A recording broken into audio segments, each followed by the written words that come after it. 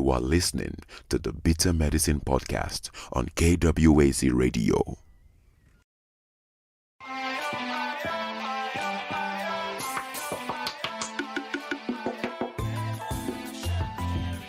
Welcome to the Bitter Medicine Podcast, where it's all about Black empowerment. Our show focuses on Black news and entertainment, arts, science, economics, history, people, and strategies that uplift, empower, and motivate Africans within the diaspora. And now, your host, whose favorite color is black, Goku.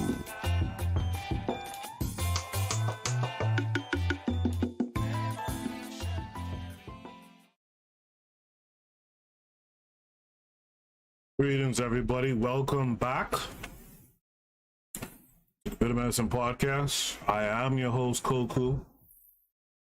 Tonight, we are having a conversation about NFT and a general conversation about blockchain. If you guys can hear me, let me know you can hear me. Shout out to the chat room that I see is already functioning. Kevin K42, this cracked me up, by the way. Kevin K42 says 2 weeks in a row Muzungu was having a bad day. NYC Beauties says to Kevin K42, yep, another mass shooter, yet another week.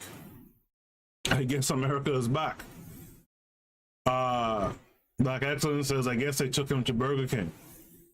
Pro-Black Perspective, piece of the Pro-Black Perspective, only to say, he said America is back. Yeah, once you start seeing mass shooting, well, America feels familiar, huh? So anyway, guys, I want to remind you guys that this show is a part of a podcast network called KWAZ Radio. There are other shows on the network you guys should be checking out, like This is DAX. You tune into the Harsh Reality Podcast, providing you with social commentary on the news affecting our community, only on KWAZ Radio. Peace, family. This is Oni, inviting you to listen to the Pro-Black Perspective, where Black problems are addressed with Black solutions. You are listening to the Bitter Medicine Podcast on KWAZ Radio. you also want to make sure to check out the Queen's Council podcast. Queen's Council podcast. It's a pretty neat little podcast. You guys should check it out. Check out the Pro-Black Perspective, who's in the chat room with us, and of course, the Harsh Reality Podcast. If you're new here today, hit the like button, please. Hit the like button. If you're new, subscribe. Click the bell to be notified when we have new content on the channel. And in the meantime, I know I put out there to the Discord server. We do have the Discord server, and I'm gonna grab the invite link so you guys can click the link that's in the chat, and you could join the Discord. A few folks from the Pan-African discussion server said they'll be stopping by.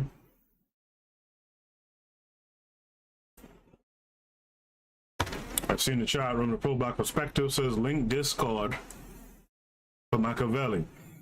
Well, there you go. So a few folks are gonna hop on in a few. We will get this show rolling. This conversation tonight, this discussion, this review of NFT came about from our last episode of the podcast on Saturday. And the conversation of NFTs came up, and there's a few people who were, kind of intrigued by it. A couple photographers were in the chat, along with Kevin K42. Kevin K42 was putting them up on this NFT game. And with that, if I'm not mistaken, NFT is built on the blockchain, blah, blah, blah, blah, blah. So a few people wanted to come through and talk about blockchain, a little about NFT. We got Kevin K42 in the chat, so he could add his 2 cents. And Kevin K42, if you want, you could jump on the Discord, actually, go to the live show category, and you'll see on air. If you jump on air, you could actually be heard on the show. I hope this desktop stuff is working today. Let me just do a quick test. See something.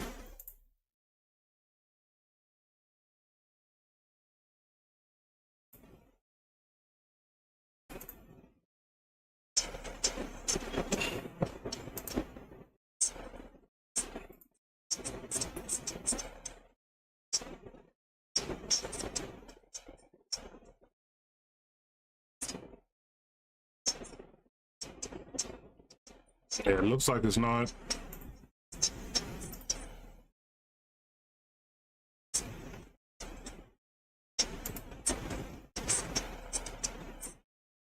Looks like it's not playing audio for some reason.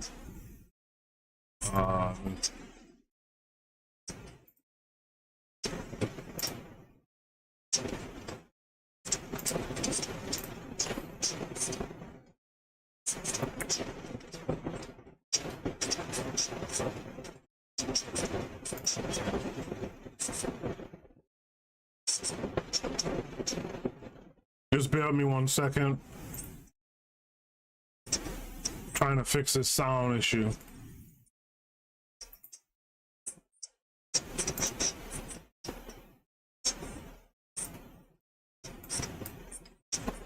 Recorded on a public and distributed ledger, which will be accessible by anyone who has an internet connection. Think of it as wills and contracts that execute themselves, or dated proof of existence for ideas, much like a patent. Blockchain will become a global, decentralized source of trust, but not everyone is ready to embrace it. A huge proportion of trust services, from banking to notaries, will face challenges on price, volume, and in some cases, their very survival. Public authorities could find it more and more difficult. All right, good. You guys can hear it now. So I see in the chat room we have, thanks to the Pro Black Perspective for letting me know that you can hear that now. I see the Rico Cooper Photography is here. See, it's NFT time. This brother was one of the folks who was in the chat room before. Last week when we were having the discussion about NFT, and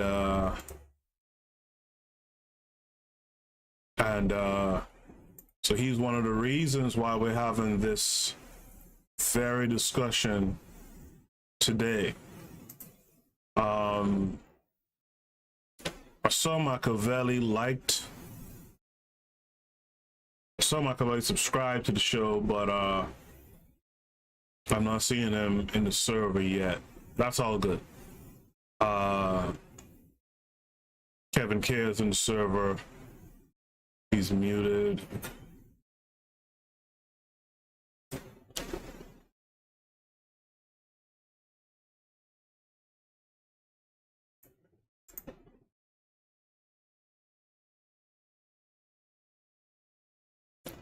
Okay, so you know what we're gonna do? We're gonna just start reading this article that I found the other day. It's not a research paper or anything like that, but it was cool to me, right? I'm gonna pull it up for you guys too. So there's this, I believe the brother was Nigerian. This Nigerian brother, Osinachi, sold $75,000 worth of crypto art in the last 10 days. Here's how he did it. This article is from March 19th, 2021. Right? That's the brother there, I guess. It says he may not be Beeple, but Osinachi has sold $75,000 worth of crypto art in the last 10 days. What's his source? So if you guys don't know how crypto art came up to me, was through some artist, some digital artist named Beeple, who sold a piece for something like $69 million. I think he's now the third or fourth highest earning living artist or something like that now, right? If I'm wrong about that, someone can correct me. But this brother did $75,000 worth. So let's see what he did. So Jacon Osinachi remembers the thrill of teaching himself to design the logo of the Nigeria Television Authority, the NTA, on Microsoft Word. As an aspiring writer, he would go to cyber cafes to write poems and short stories. Typing manuscripts for long periods caused boredom, so he would play around with the software's drawing tools. This was around 2005 in Aba, a rough and tumble city in southeastern Nigeria, where he was born and raised. More than 15 years later, those experiments are yielding a global reputation, foreign currency earnings, and a comfortable life. Osinachi now draws more complex things on Microsoft Word, this time within the ambience of his 20 by 20 foot bedroom in a duplex in Lagos. Apart from the rechargeable pencils he uses on his touch screen HP laptop, Osinachi doesn't need special equipment or plugins to draw. He typically begins at 9 a.m. and finishes each piece in a day. There is a guitar by his wooden table to provide intermittent relaxation. Behind the table is a massive bed and teddy bear when he needs to rest his back. After drawing, he converts the Word document to a PDF file, then to a JPEG or PNG file. I wonder why he does it that way. Right. He publishes the image on websites where buyers bid in Ether, the cryptocurrency second to Bitcoin in popularity, for the privilege of owning an Osinachi. That makes a 29-year-old one of Nigeria's and Africa's leading lights in the current wave of crypto art and non-fungible tokens, or NFTs. How many of you are engaged in Bitcoin and apparently the second most popular, which is, I guess, Ether? How many of you are involved in Bitcoin and Ether?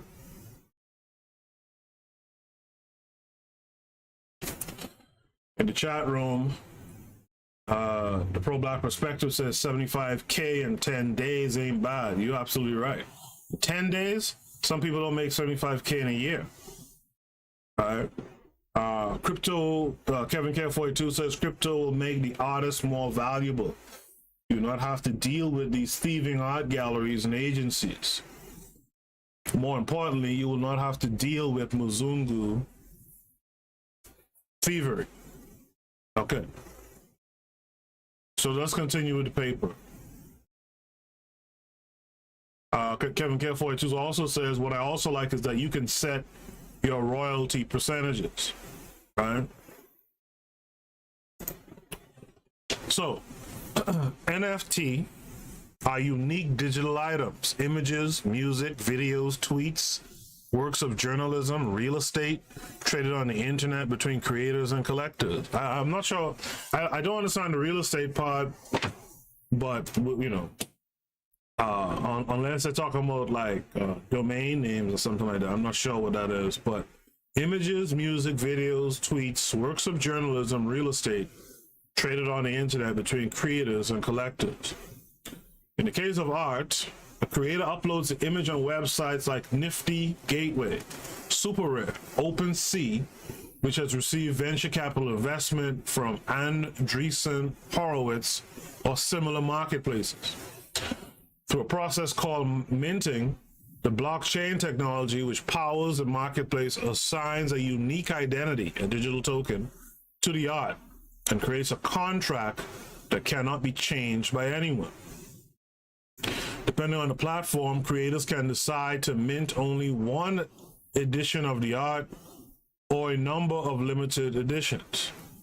One artwork can be minted in different states, as still images, as animations, as silhouettes.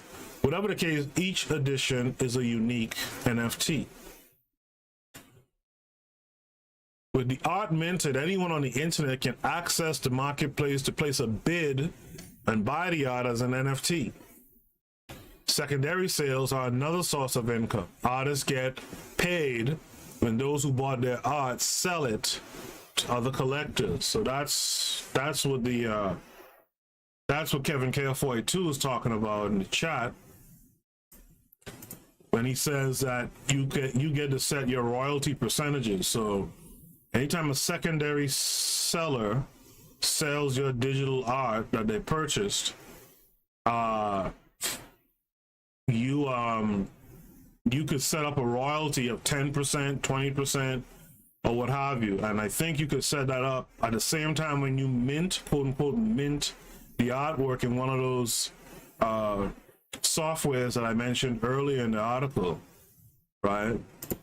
That's where you could set the percent. So yeah, so when you go to one of these websites like Nifty Gateway, Super Rare, OpenSea, that's when you set up your royalty percentage. I actually watched a YouTube video. The reason I'm not showing the video here is because, and this is a shame, everyone who's talking about this on the internet, who is showing you how to do the process, is some white boy doing it. And that's not really my get down, right? I'm trying to show black folks and those other folks at a minimum, right? With the art minted, anyone on the internet can access the marketplace to place a bid and buy the art as an NFT. Secondary sale are another source of income. Artists get paid when those who bought their art set it to other collections, also sell it to other collectors.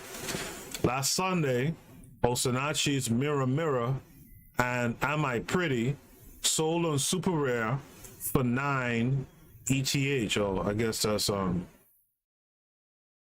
that second popular Bitcoin, right? And 13.2 ETH respectively, which is $16,227 in dollars and $23,633 respectively.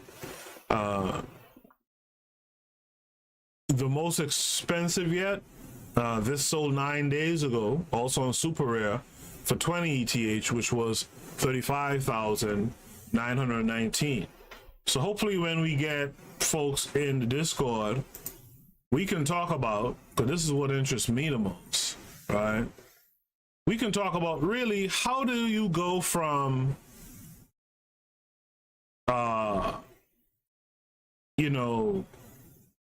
this Bitcoin, blockchain, whatever it is, how do you go from that to actual physical dollars? Kevin Care 42, you were in the on air and you were muted.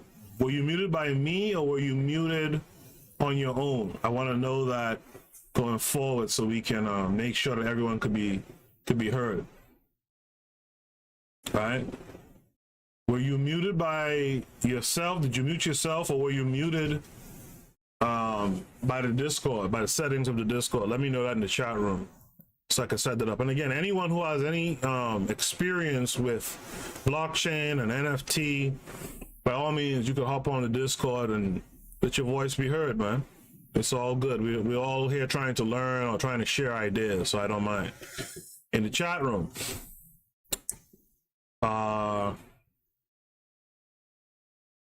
the pro-black perspective says, I'm looking at his art. It's interesting. Kevin K42 says, I bought Bitcoin, Litecoin, and Dogecoin on the app Robinhood. So yeah, me too. Kevin K42, even though I don't understand it properly, I tried to get in there. Kevin K42 says, black people, this is our time. Think about the babies born today. We need to leave wealth for them. Derek Cooper Photography says, already. Exclamation point. I'm not sure what that's about. KW7 says, I still skeptical about cryptocurrencies. It is a one-sided market. I am more intrigued by blockchain technology. Derico Cooper Photography says REITs. That seems familiar to me. Let me look that up real quick.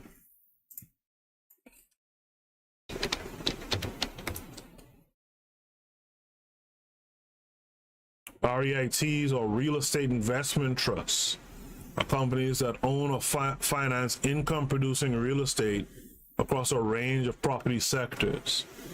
These real estate companies have to meet a number of requirements to qualify as REITs. More REITs trade on major stock exchanges and they offer a number of benefits to investors. Okay. The Pro-Black Perspective says they have exchanges you can cash out in. That's how you go from 20F to 35,000. Yeah, only from the Pro-Black Perspective, I get that. I get the exchanges, right? And I get that you could cash out, etc.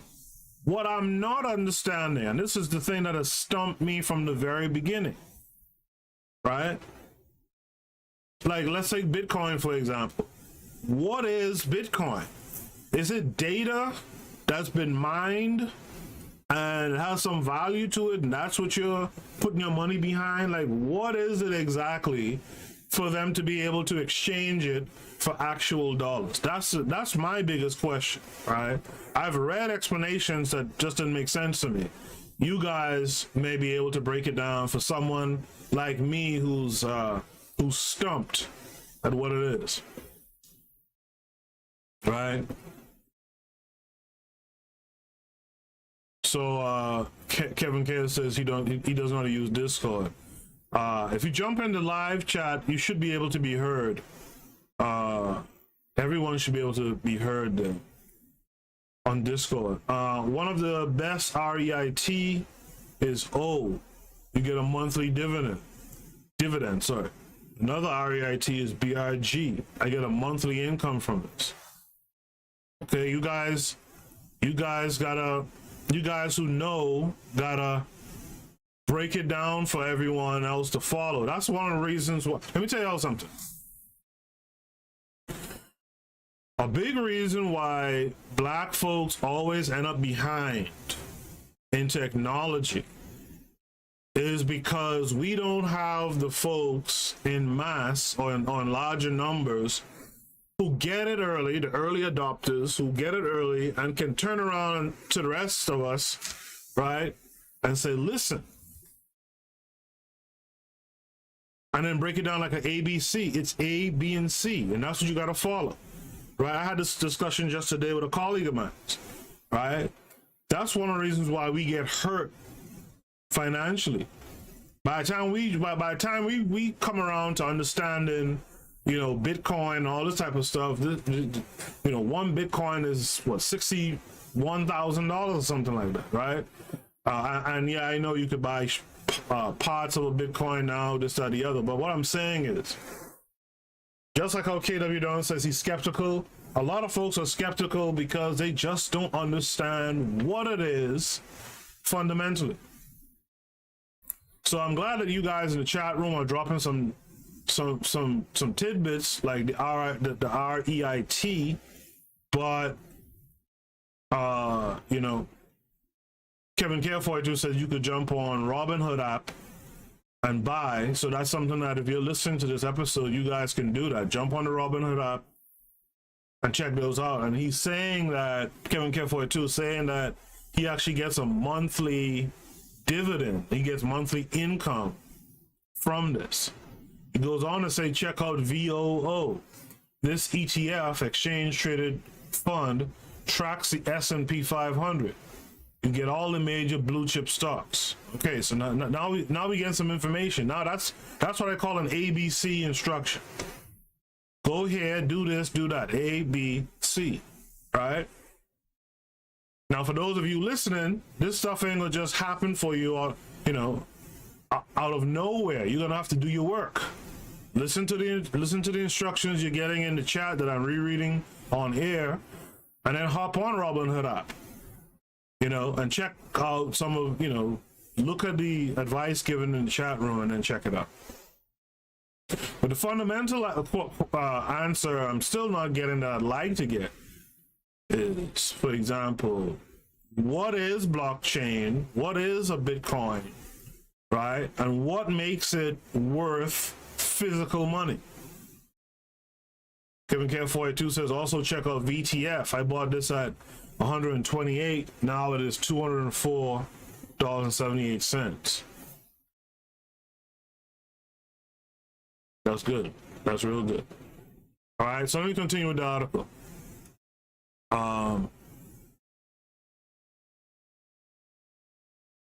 So I get, is this the art right here? Yeah, Mirror Mirror and Am I Pretty by Osinachi sold as NFT. So this is Mirror Mirror. What do you guys think of this art? Only time I say from the pro-black perspective said it was interesting, but what do you think of this? All right. And then this is Am I Pretty? Right?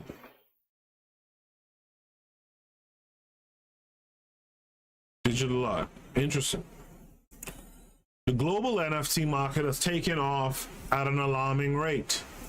Last week, an artist known as Beeple sold an NFT for $69 million. CryptoPunks, which are basically pixelated icons, are selling for up to $1 million. A plot of land on Decentraland, one of a handful of virtual real estate realms called metaverses, costs up to $80,000. See, this is what I'm talking about here. This is what I want to understand, right? You know, a plot of land on Decentraland, one of a handful of virtual real estate realms. So what I'm trying to understand with these virtual real estate realms is how are they worth anything, right?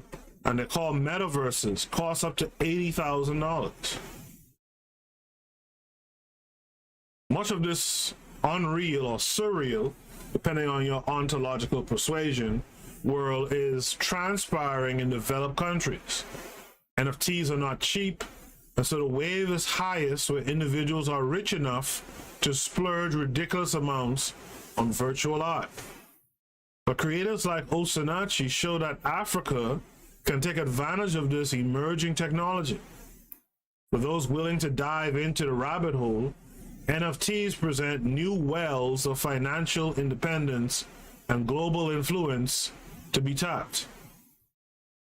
Sometime in the second half of 2016, after completing Nigeria's compulsory national service scheme and not finding work, Osinachi started emailing art galleries for a chance to display his drawings. Most responses were disheartening except one. Artosia, an online art marketplace, put Osinachi's portfolio on their website. Sales trickled in and the young artist felt some validation, but it was not enough to live off art alone. So he returned to the Southeast for a job at the University of Nigeria in Nsukka, where he graduated as an academic librarian, teaching and grading assignments by day and drawing after dusk. Osinachi set up Google Alerts to receive articles on crypto art and visual art. This was late 2017 when blockchain-enabled marketplaces for selling digital art just began to emerge. Quote, I didn't even fully understand the space before I went in, he tells me, noting that he was not and still isn't sucked into Bitcoin or cryptocurrency fandom. It would take 2 more years for Osinachi to get familiar with the dynamics of selling his art as NFT, just in time for the 2020 pandemic to accelerate the industry. As galleries and art conferences suspended in-person meets, collectors moved online to feed their fantasies, thereby fueling unprecedented demand for digital art. So that brings up another thing. Is this just something that's happening now because of the pandemic and it'll die off and things, revert back to how they were, or what? Right? So this is a quote from an NFT collector. You can enjoy the saved version, sure, but in the crypto world, I can do so much more. You can buy a print of the Mona Lisa and pin it on your living room wall, but you can't auction that printed piece. NFT collector. Michael Ogwu, who runs a Lagos-based music distribution company, became an ardent NFT collector last July. To him, the crypto art trend is an inevitable progression in tech disruption following Uber's and Airbnb's effects on transportation and hospitality. Ogwu bought his first crypto art from Izzy Allright, an American artist, for the ETH equivalent of $1,000. Since then, he's accumulated a portfolio directly from artists and from secondary sellers. Why does Ugu collect? Quote, it's like owning an early Monet, but in the crypto space, he tells me. If crypto goes far, these early artists will be historic. It's that word if. A lot of Ugu's early purchases have shot up in value as the reputation of the creators grow. One edition of a few Woshes he bought is currently in the market for $180,000. Will he sell this?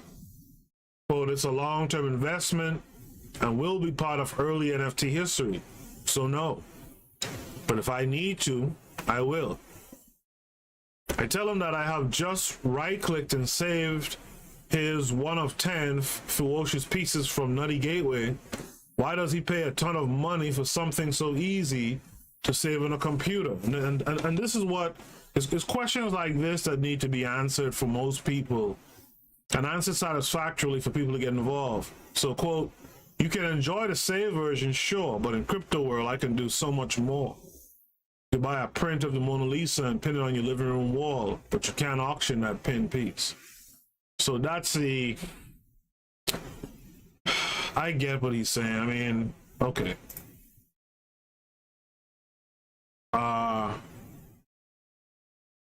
In the chat room,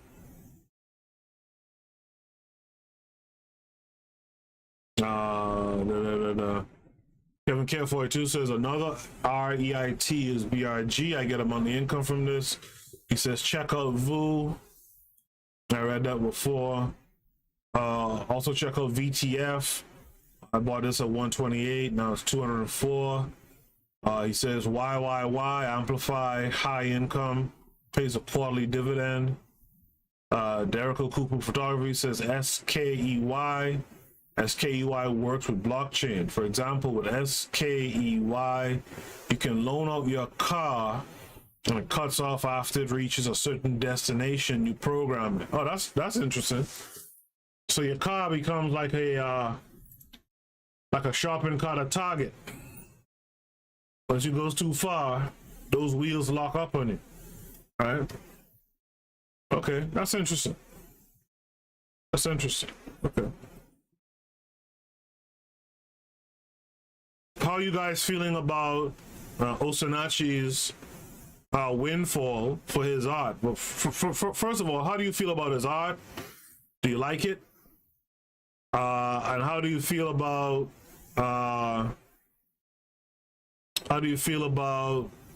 the money that he's earned from his art so far? And do you think this is something that will sustain itself after the pandemic is over? While y'all answer that question, let me go into Discord and check something real quick.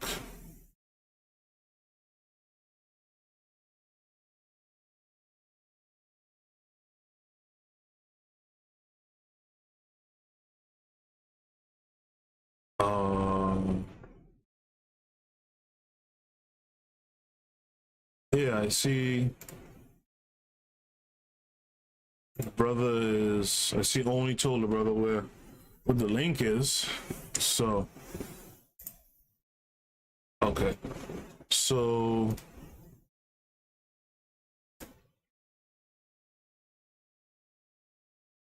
okay, I see the brother joined just a few minutes ago.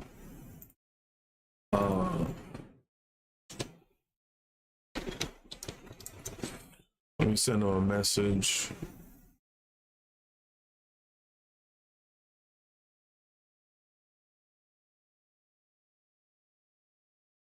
Oh, I see what's going on.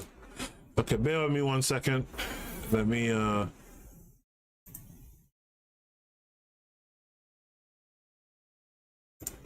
change something here.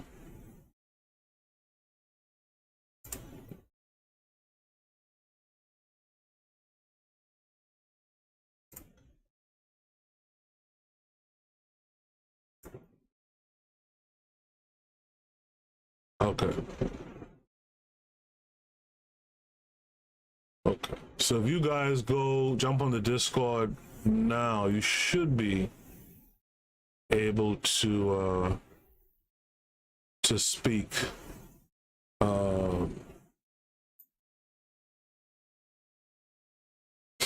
Let's test it out. Kevin Kerr, you're here. You seem to be not muted. Can you hop on and speak for a second?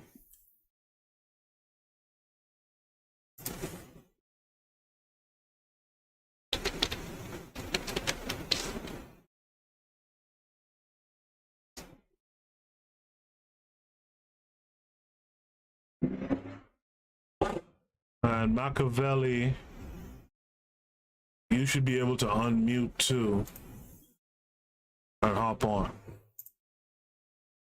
In the chat room,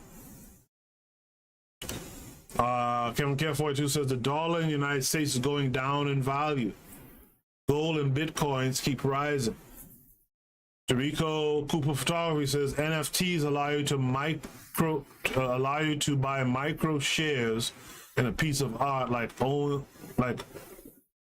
I guess owning 1/10 of a Basquiat.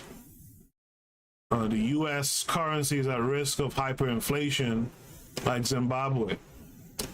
Goes on to say, get your cash out of the bank and buy cryptocurrencies and other tangible assets. So I don't know if you guys saw this, but there was a football player, I can't remember which one, recently decided to take his money, right, from his contract and convert it all to Bitcoin, I think it was, or some type of cryptocurrency. Do you think that was a smart move?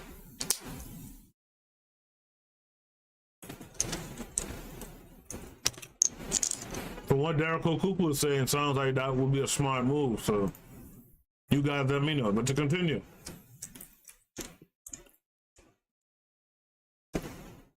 he would rather take the risk now than stay on the sidelines, even if he fails in future.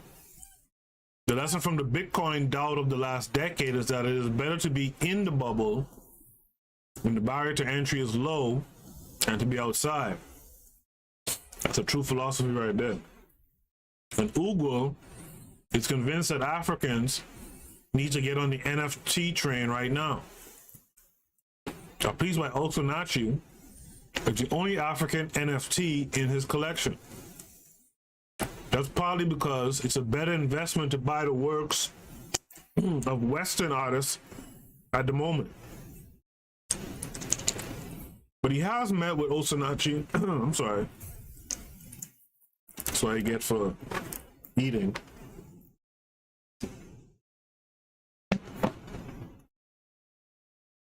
But he has met with Osinachi, and both hope to collaborate on how best to spread the NFT across Africa.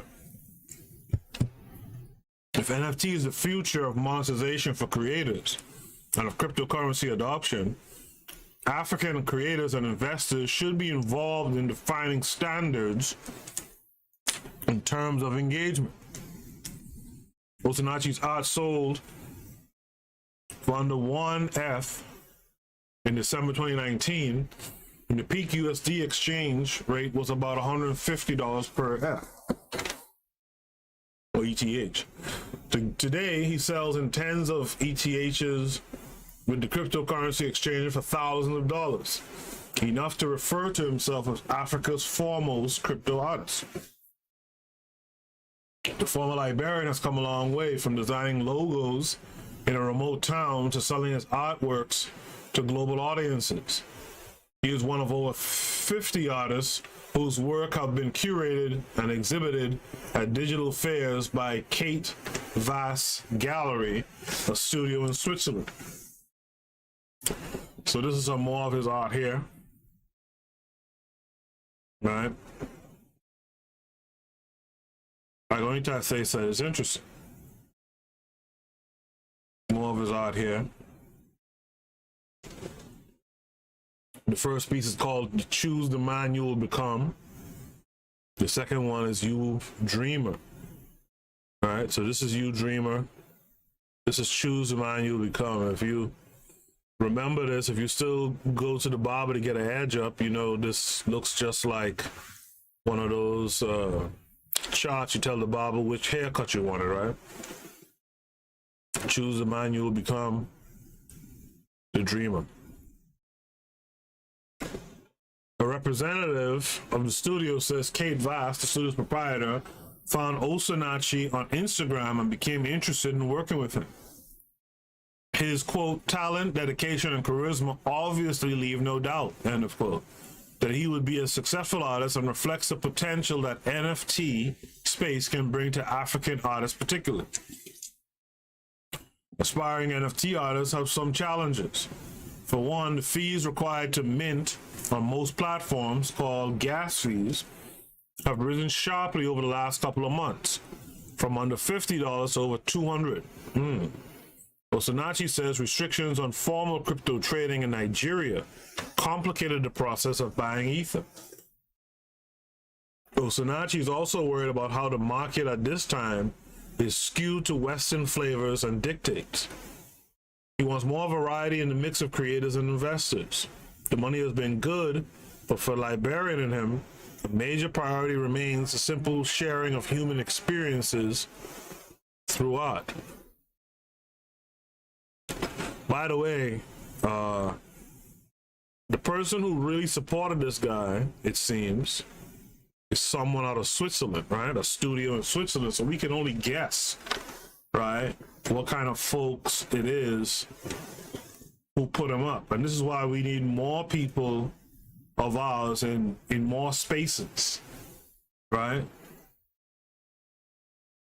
Derico Cooper Photography said, very smart move. I guess that's to the question of the football player that took his money in crypto. Derico Cooper Photography says gold and silver are down, which means it's on sale. Shaka 97 is here. He says, how do we get on the live? Go to the Discord. I see Machiavelli 7 days in there. I don't know why. You know what? Let's do that. Machiavelli. So if you want to jump on the Discord, click the link if you haven't already. Join the Discord. Go to the category live show. Right? Go to the category live show. You'll see read first. Don't worry about that. You see waiting room. Don't worry about that. Just jump on air. And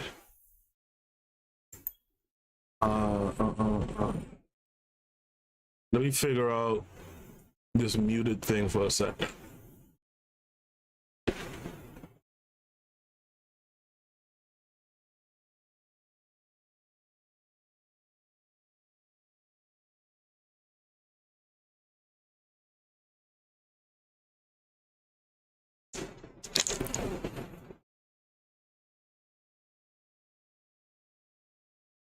You'll bear with me a second here. I know it's silence, but I'm trying to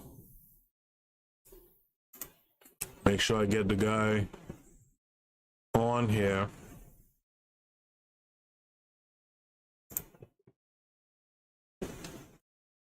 Machiavelli.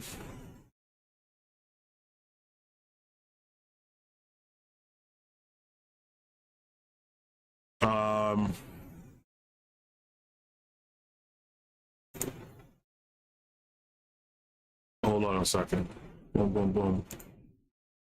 Maybe I'm messing up. Hold on a second. Yeah, I think I was messing up the whole time. All right. All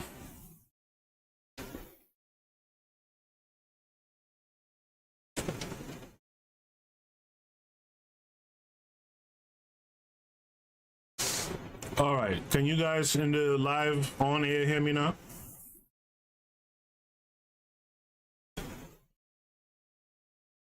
Let me know if you're in the Discord. It's Kevin Cares on air. Machiavelli's on air. If you can hear me, let me know.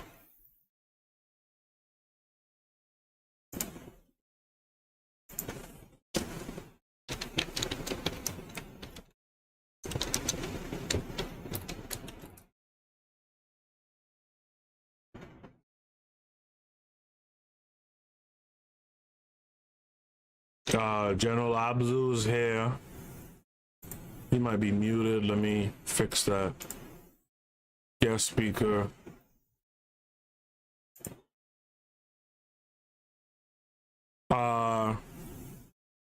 You're responding. Why can't I hear you respond? It's weird.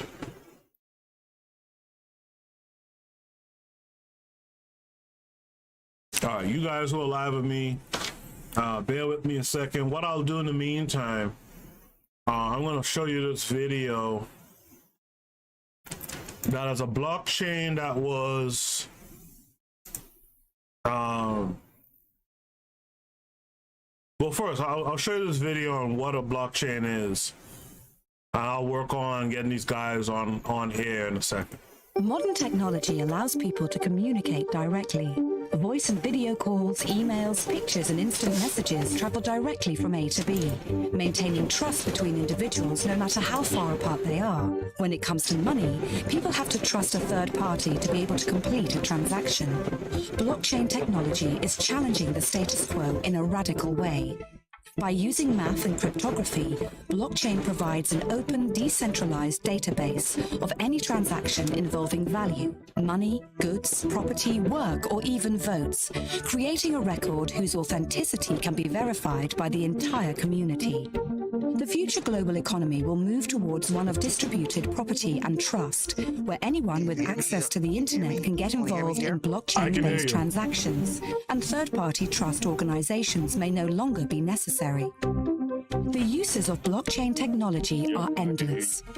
Some expect that in less than 10 years, it will be used to collect taxes. It will make it easier for immigrants to send money back to countries where access to financial institutions is limited. Financial fraud will be significantly reduced, as every transaction will be recorded on a public and distributed ledger, which will be accessible by anyone who has an internet connection. Think of it as wills and contracts that execute themselves, or dated proof of existence for ideas, much like a patent.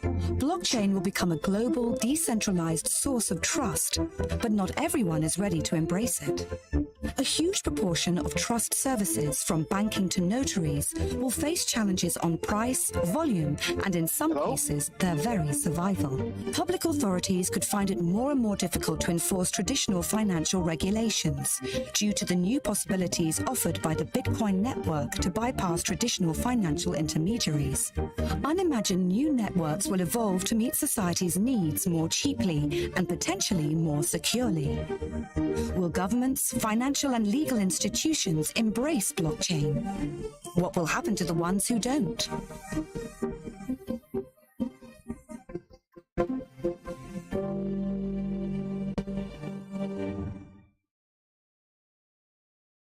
Okay, so while that video was playing, you guys might have heard some folks screaming in the background.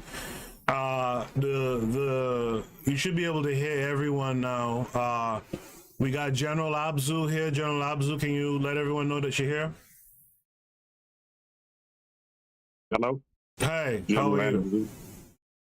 Hey, what's up? Good, man. Good. I'm glad you popped on. I'm sorry about the inconvenience of not being heard at the time, but I had to change up the permissions.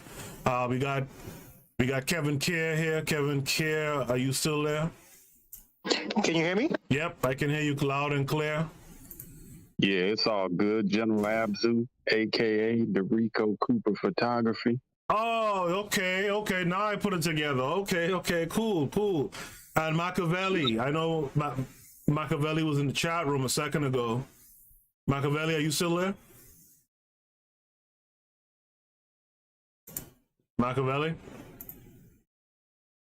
All right, so we might not have Machiavelli right now, but we got General Abzu or Dorico Cooper Photography.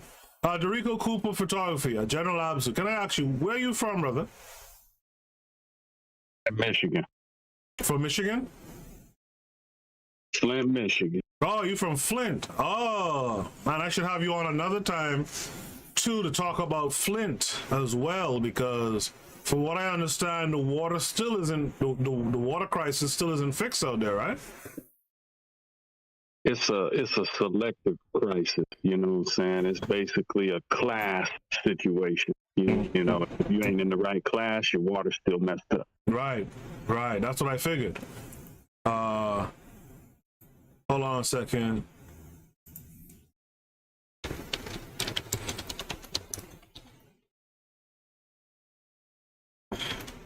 I'm trying to get Machiavelli on. He's here, but I can't hear him for some reason.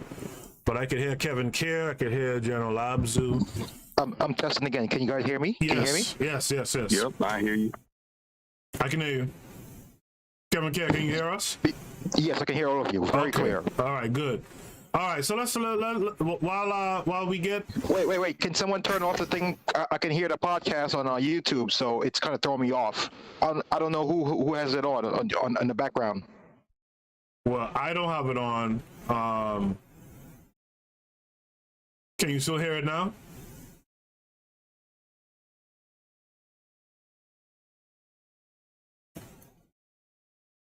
All right, so let's go. So, in the chat room, Machiavelli had mentioned that the football player who took his contract in crypto was named Russell Okung. That's right. Russell Okung was the football player. General Abzu said, Dorico Cooper Photography said, the price of gold and silver is being manipulated by whales. Whales are those that pool their money and wait for dips in price of cryptocurrencies and buy billions of dollars worth at a time. Wow, that's crazy. So while I have you guys here, man, one of the things that I want to kind of talk about too is the craziness of how our people get in too late on these technological advances. Is that something you guys notice as well? Does that resonate with you? We're always the last one to the party. Always the last to the party. So is it too late for us now, or is it still a good time? It is not too late. It's still not even too late for Bitcoin. Look at Bitcoin as, okay, yeah, it would have been nice to get it when it was like you could get 4 Bitcoin for $1, but look at it as, a mansion for 60 G's. Because there's only 21 million Bitcoin out there. And so, if you just bought 500 or 2,000 Bitcoin.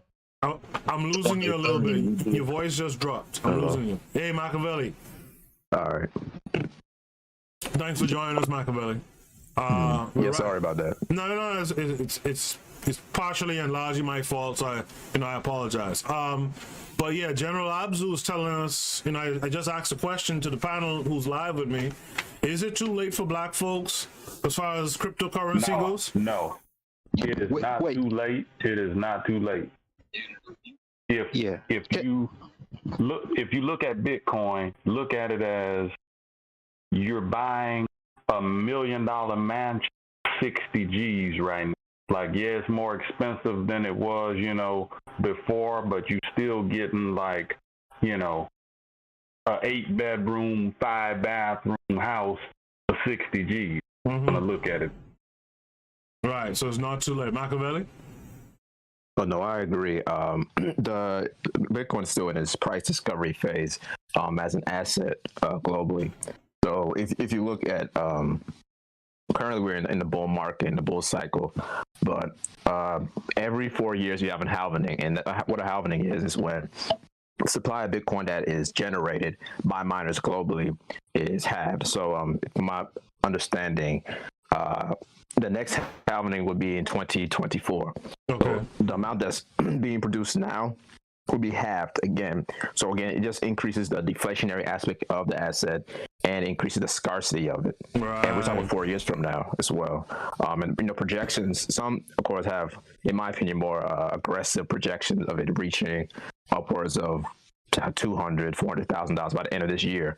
But I do feel that. Yeah, I'm hearing 100,000 by September, and then there's gonna be a dip in October. So then you pull your Bitcoins and invest in some of the other altcoins so that you don't take the hit on the dip. Yeah. Oh, I'm one to. I try not to go with lots of like short-term price projections, but I do. Just based on institutional investment, just the schematics of the economic system dealing with Bitcoin. 10 years from now, I can I wouldn't be surprised to see a Bitcoin being $1 million per in the next 10 years for sure. Man, right. That's what they saying. They saying, invest 1,000 to 2,000 in Bitcoin now, and then sit and wait till like 2030, and you'll be a millionaire just off that if you didn't do anything else. Yeah. Hello. Yeah. Hello. Yes. Yeah, I'm starting to liquidate my investments because I've been investing in the stock market for the last 2 years. So I did gain a few thousand. So I pulled aside. I started buying my books. I invested. We lost you there, Kevin. Can you hear me? Yeah, we can hear you. Okay. But you had cut out for a second. Go ahead. Yeah, I said I liquidated a lot of my assets on Robinhood, and Charles Schwab to further my publishing empire, and I also started buying up a lot of Dogecoin too. That's another coin people have been talking about. Doge, Ethereum, somewhat Bitcoin. I can't afford $57,000, so I bought a few percentages of it. Right. So I'm just gonna sit and hold. I'm gonna hold on to that because as I said, the U.S. dollar is just dropping. It's what they were saying is worth like 50 cents per dollar. It is, and I think what you call made a crucial move. Saying that ball player to get his money in the Bitcoin, because imagine that the U.S. dollar is going to do this thing that the Zimbabwe money. So you don't want to be left with any type of U.S. currency because you're going to be the guy that don't get a seat on musical chairs, basically. Mm-hmm. So put it into some other assets, man, because the dollar is tanking. Okay, so and they trying to cover it up. That's why they manipulating the price of gold and silver, because they're undervalued assets right now. Silver should be at like $250 an ounce, and gold should be at something like $10,000 an ounce. So when you look at it like that, $1,700-$1,800 still. So, okay, guys. I feel like the kid on the short bus right now. So, and I'm sure I'm not the only one here, right, who might feel that way. So, if you guys will oblige me, can we go back to the beginning of this all? Can we get an understanding, Dorico or Machiavelli or both, whatever? Can we get understanding what is cryptocurrency? Like, really, what is it? And how is it valuable? How is it that this thing that came up in the last few years can actually be cashed out into real dollars? Okay, well, I mean, cryptocurrency is like small in comparison to blockchain. Blockchain is like the highways in Texas. Okay. And cryptocurrency like Bitcoin is like the Ferrari riding on that 6 to 12 lane highway. Nice analogy. Okay. So go ahead. So what is the blockchain? The blockchain is the technology behind cryptocurrency that actually makes it possible. You know what I'm saying? Like, if there were no roads, you wouldn't be doing any driving. Right. And Ethereum is basically, going from like a 2-lane highway to like a 12-lane highway. So they're like the major, highway. You can consider like Ethereum as like the interstate comparison to just like city street. Okay. If I may add in something about the NFT. Mm-hmm. Yeah. Mm-hmm. Yeah, so Koku, so what I read and understand is it's like, okay, I'll give you a good example. I used to photograph, in a city here in New York City in my early career, the Yankees and the Manchester Giants and all those sports teams, right? Yeah. Mm-hmm. And you ever heard of a company called Steiner Sports? No. All right, they're the ones that would, let's say, You dropped out again, Kevin. I'm sorry. Can you hear me? Yeah. Okay, so let's say Derek Jeter, I know he's long retired. Let's say he hits his 4,000 hit, which he never did. But let's say in theory he did that, and the fan gives up that ball. That authenticator will come in and he'll authenticate that ball that says this is an authentic game-used ball, and it's only and if it's the only one of its kind, the value goes up. So it's the same thing with your art. It's like, yeah, you can have a photo of that famous photo someone took, but that's just a copy. Mm-hmm. What we're giving you is an authentic version, and the blockchain proves it. The blockchain is kind of like a certificate of authenticity, so that cannot be tampered with. But I digress. Machiavelli? Yeah, so the way that I'd say is the best way to understand what blockchain is to understand that Bitcoin is the first use case of blockchain or decentralized ledger technology. Okay. So when we talk of blockchain, essentially, I won't try to get too in depth, but you have a network. So let's say it's four of us in this conversation. Yeah. So let's say four of us, we're going to be nodes on the network. If I'm going to send a transaction to you, the transaction doesn't have to be money. It can be a file. It can be anything that's being sent as a transaction on the network. In a traditional sense, I send it to you through email. What happens is it sends to a server like a centralized source, right, and then it sends it to you, right? Now with the blockchain, I can send it directly through you, and to validate that whatever I'm sending to you, that I actually have ownership of that entity, the other nodes on the network, so Carré in general, they'll validate or confirm that transaction to confirm that in my wallet or my ledger that I contain whatever that asset is, whatever that entity is, and that I'm sending it to you. And once they confirm it, it sends to you into your wallet or your ledger, and it's decentralized in a way that you don't have any central party necessarily divvying out whatever it is. So there's no need to have a trust in the central party that whatever I'm sending will come to you. It's directly coming to you, but the other nodes on the network or other people on the network are validating that it's true, right, that I have whatever it is. Right, and the beauty of the ledger or the blockchain is that every transaction is recorded and kept on the blockchain, on the ledger. And you can go back from the first transaction ever on Bitcoin or any other blockchain distributed ledger. You can go back and check for whatever transaction was sent, the amount exactly, which nodes on the network actually confirmed that transaction. And the beauty of it is that not only that, Bitcoin was the first use case of the blockchain technology, but the fact of the matter is you can do more than just, sending money or sending Bitcoin. You can, there's so many use cases for it that makes it revolutionary in this aspect. Okay. Mm-hmm. And can I say the keyword I see here is crypto, encryption. Right. So it's like non-hackable, and they've been trying, but they haven't been able to do it.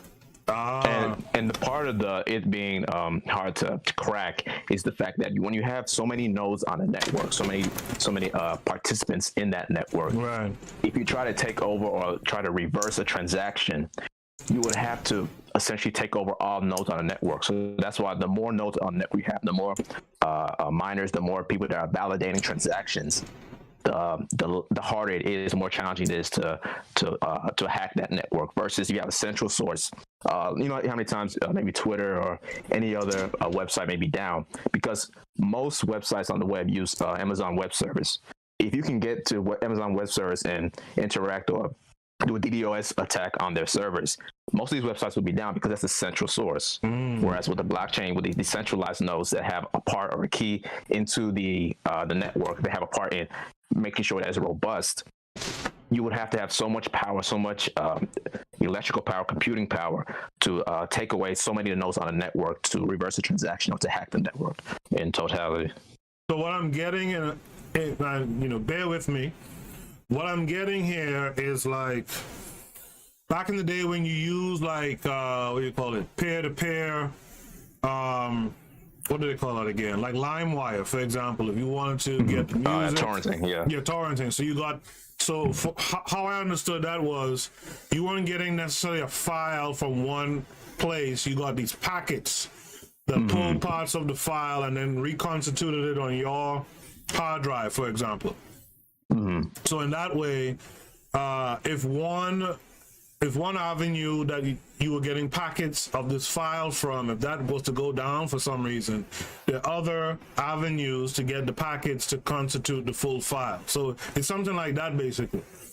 Yeah, it's similar. It's similar in that case. It's similar. Okay. Yeah, I think that's a good way to think about, to understand the concept of how these transactions are being sent. And I think the aspect where each node has like a piece of the file. Right. Each node is, in a way, they're all competing to confirm or validate a transaction.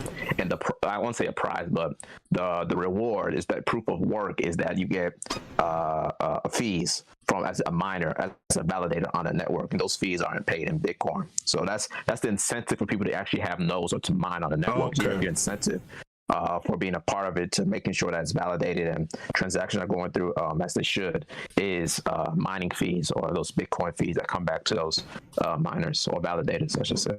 Okay. Hey, Mike, I got a question for you. Mm-hmm. Yeah, go ahead.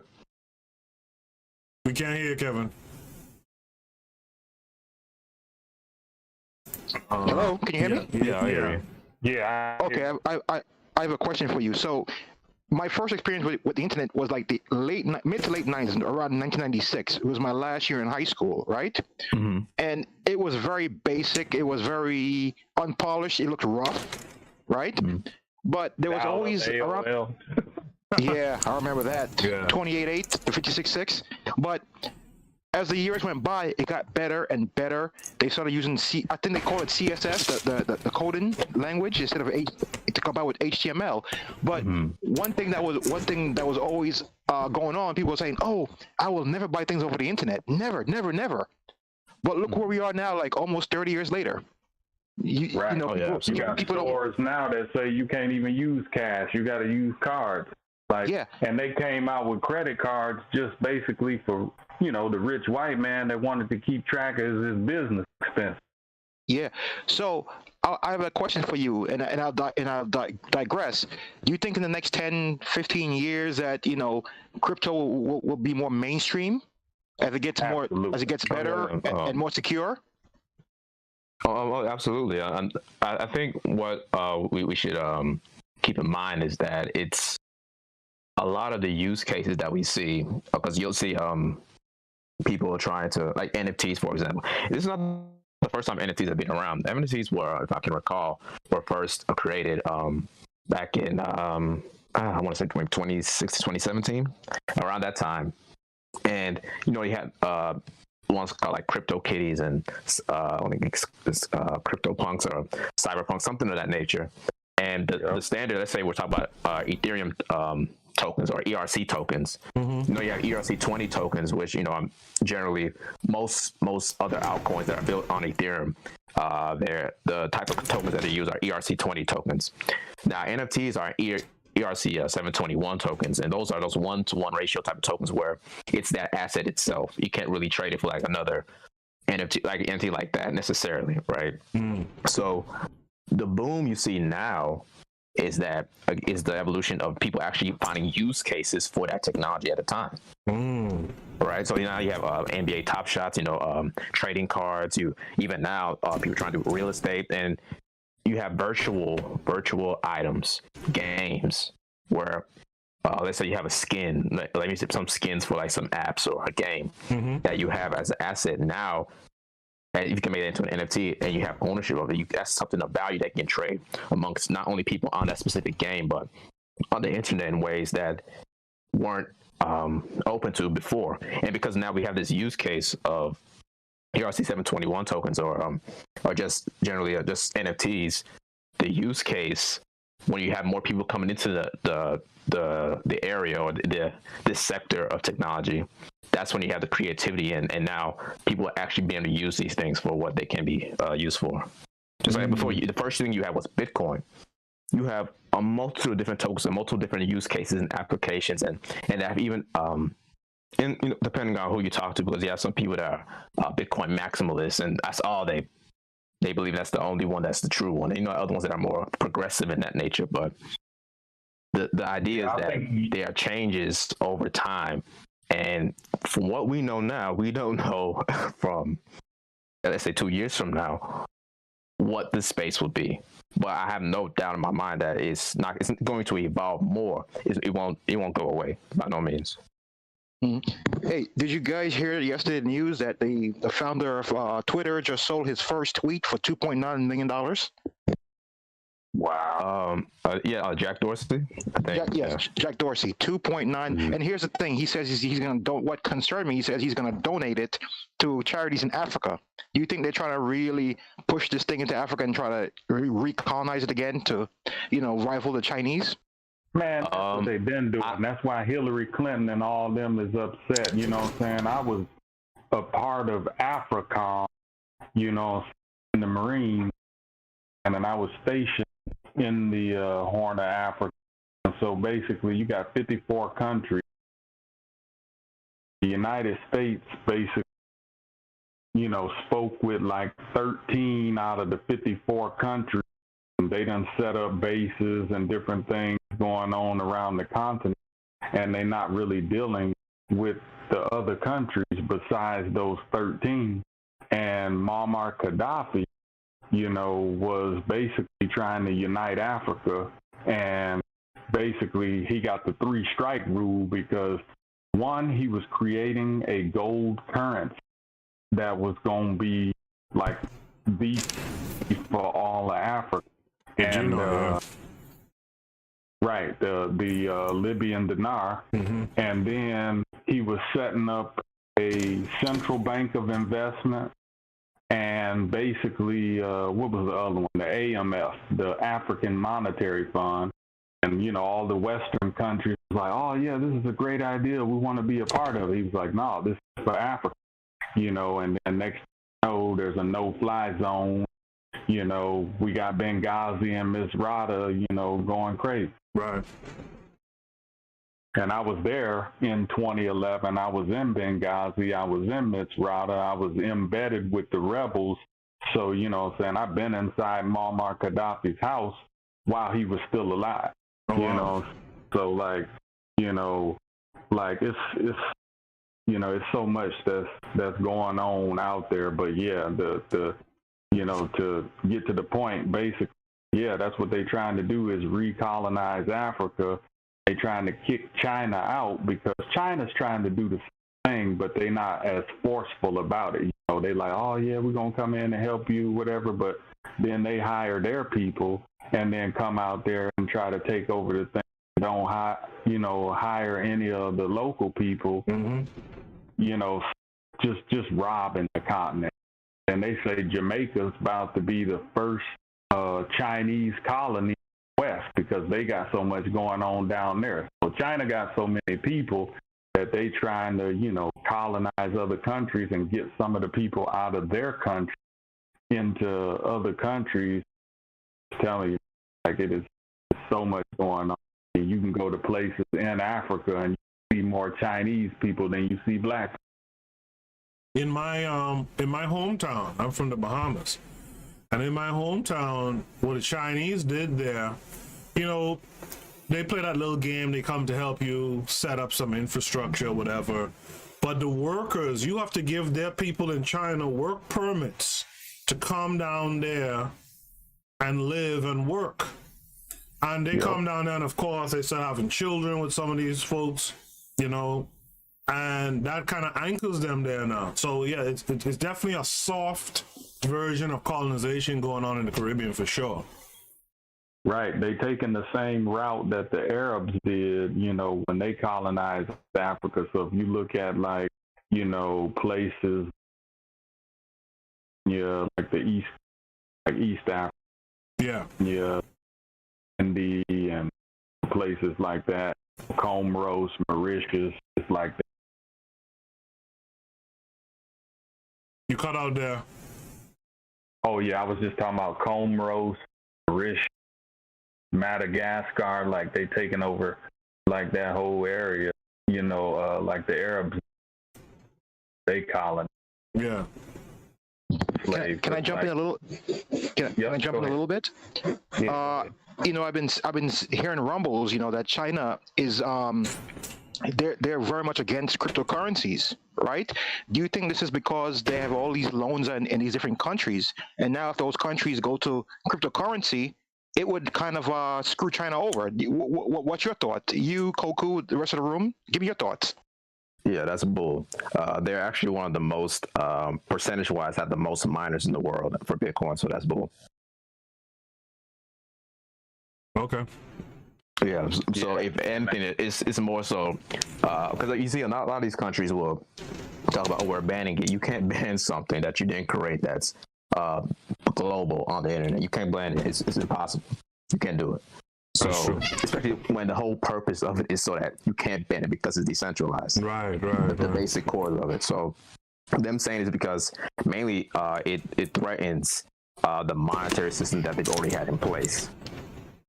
That's the main thing. They'll have that idea, but they know early on they tried to ban it. They realized they couldn't do it. They tried to put news that only thieves, robbers, criminals use it, as if thieves, robbers, and criminals don't use dollars and euros every day to do drug smuggling, sex trafficking, etc. And now they realize they can't do anything. Now you see what they're doing. They're buying it up by the boatloads now. So don't even worry about them banning. There's no way they can do it. There's no way.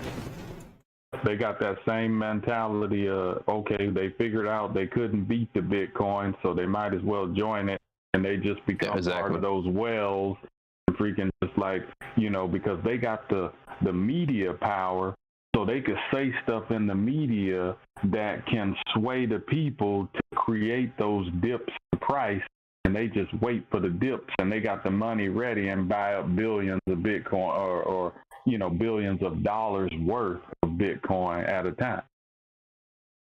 So I want to touch on a hypothetical, and I want you guys who have experience with blockchain and NFTs, etc., to talk this hypothetical person. We have a black person, an African, has a little bit of money to their name, wants to start investing money, wants to start making their money do something for them. What is the first thing, based on this conversation, what's the first thing that should that person do? And let's say they have $10,000 to their name. I would invest some of that money into the blockchain, into the cryptocurrency. Just sit and hold it. Just like with the stock market, everything, there's volatility in everything. Right. I was sitting, yeah. You just got to know, it's like being in the ocean.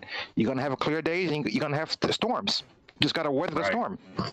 And every now and then you're going to have a rogue wave, but, Yeah, like last year. It is like, get in and stay in it.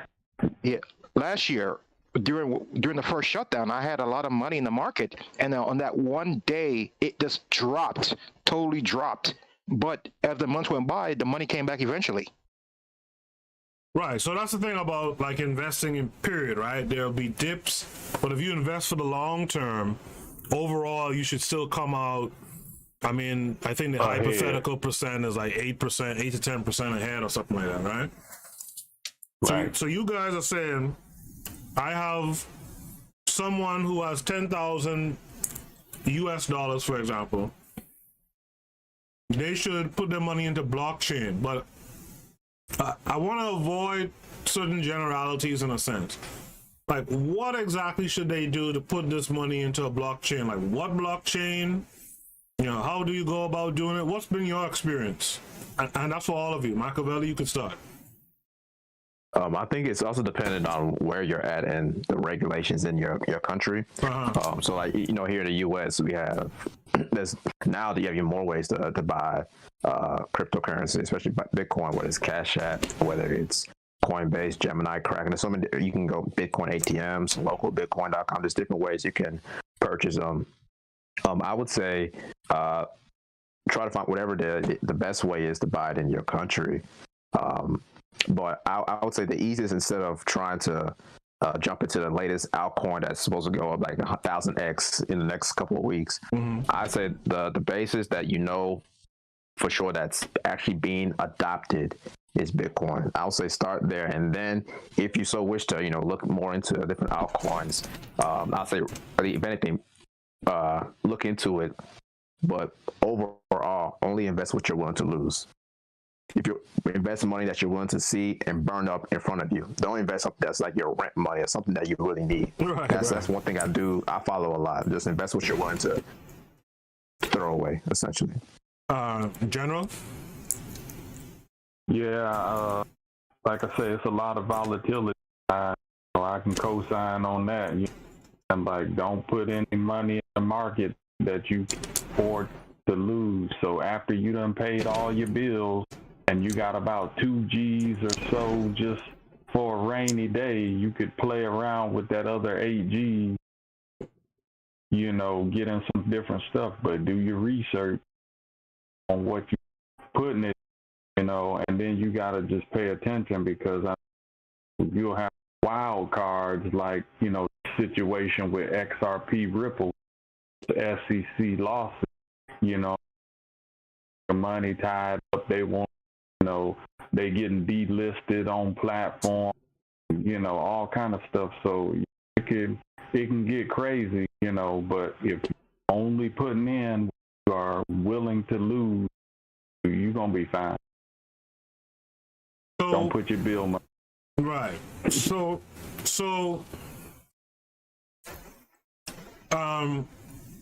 there's a lot of different coins, right? Acorn has a coin. I think it's called Acoin. Yeah, Acoin. There was a sister some time ago. I think she created the Guap coin. Are you guys familiar with the Guap coin? Not familiar with that coin.